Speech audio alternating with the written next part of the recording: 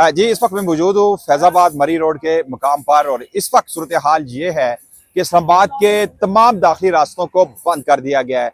आज सुबह भी मरी रोड को दोनों इतराफ से कंटेनर लगाकर बंद किया गया था, ताहम बाद में तकरीबन सुबह 10 बजे के करीब जुज़वी तौर पर ट्रैफिक बहाल कर दी गई थी। फिर कुछ देर के लिए मरी रोड की एक रो चलाई गई, फिर उसके बाद दूसरा रास्ता भी मरी रोड के दोनों इतराफ से खोल दिया गया था, लेकिन अब दोनों इतराफ से मरी रोड को अब बंद किया जा रहा है और इस्लामाबाद के दीगर जो 33 रास्ते हैं उन्हें भी बंद किया जाएगा। रात 12 बजे के बाद इंटरनेट सर्विस भी मुबैना तौर पर यह बताया गया है, जो वज़ारत दाखिला के ज़राए उन्होंने इस बात की तस्दीक की है कि मुकम्मल तौर पर बंद हो जाएगी। यूं पाकिस्तान तहरीक इंसाफ के जो एहतजाज को रोकने के लिए हुकूमत की जानिब से हर मुमकिना पहले कोशिश की गई, मुज़ाकरात की बातें होती रही, लेकिन अब ये मालूम हुआ है कि मुज़ाकरात अब नहीं होंगे। अब पाकिस्तान तहरीक इंसाफ की जो क़यादत है या जो एहतजाजी कमेटी थी उसने ये ऐलान किया है कि हर सूरत अब एहतजाज होगा। अली मीन गंडापुर ने कहा है कि अब मुज़ाकरात की बात डी चौक पहुंचकर ही होगी और साथ ही इमरान खान की रिहाई पर होगी।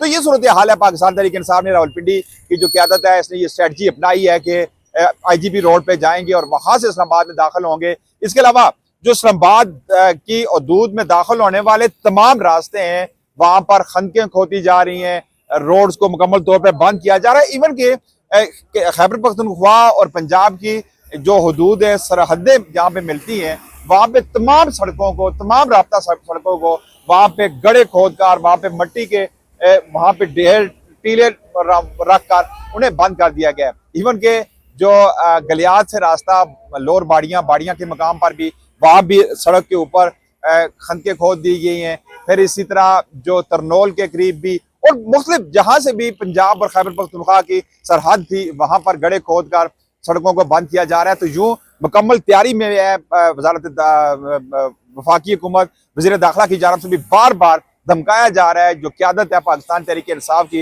लेकिन दूसरी जानब पाकिस्तान तहरीक इंसाफ भी पुरअज़्म है कि हर सूरत इस्लामाबाद पहुंचेंगे। अब देखना यह है कि कल क्या पाकिस्तान तहरीक इंसाफ की जो क़यादत है वो अपने कारकुनान को लेकर इस्लामाबाद पहुंच पाएगी या नहीं। और दूसरी जानब जो बार बार जो वफाकी वज़रा हैं उनकी जानब से बड़े तंदो तेज बयानात भी दिए जा रहे हैं कि किसी को भी इस्लामाबाद की हदूद में दाखिल नहीं होने दिया जाएगा। आपने मौके की एक्सरसाइज देखी इस्लामाबाद पुलिस की, उसमें भी बड़े बलिहाना अंदाज में नाराबाजी की जा रही थी और ये अपना मोमेंटम बताया जा रहा था कि हम तैयार हैं जी, आप आए, आपको इस्लामाबाद में दाखिल नहीं होने दिया जाएगा।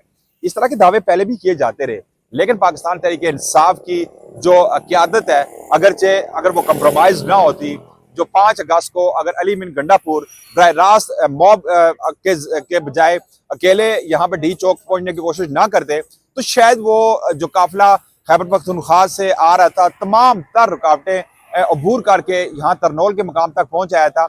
लेकिन ये शिकवा है पाकिस्तान तहरीक इंसाफ के कारकुनान को कि क़यादत जो है अली मीन गंडापुर वहाँ पे कंप्रोमाइज हो गए थे और यूं वो जो मोमेंटम था पाकिस्तान तहरीक इंसाफ के कारकुनान का वो टूट गया था। अब एक बार फिर पाकिस्तान तहरीक इंसाफ के मुल्क भर से कारकुनान इस्लामाबाद की तरफ रवान दवा हैं।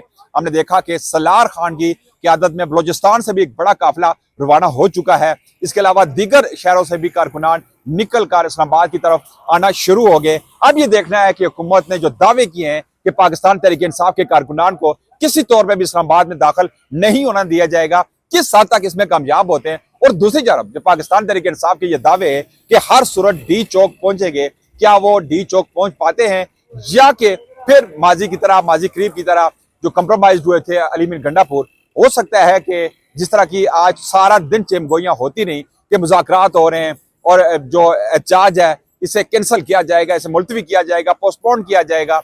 लेकिन अब हतमी तौर पर जो पाकिस्तान तहरीक इंसाफ की जो क़यादत है उसकी जानब से ऐलान कर दिया गया है कि हर सूरत एहतजाज होगा। अब मुज़ाकरात की बात डी चौक पहुंचकर ही होगी।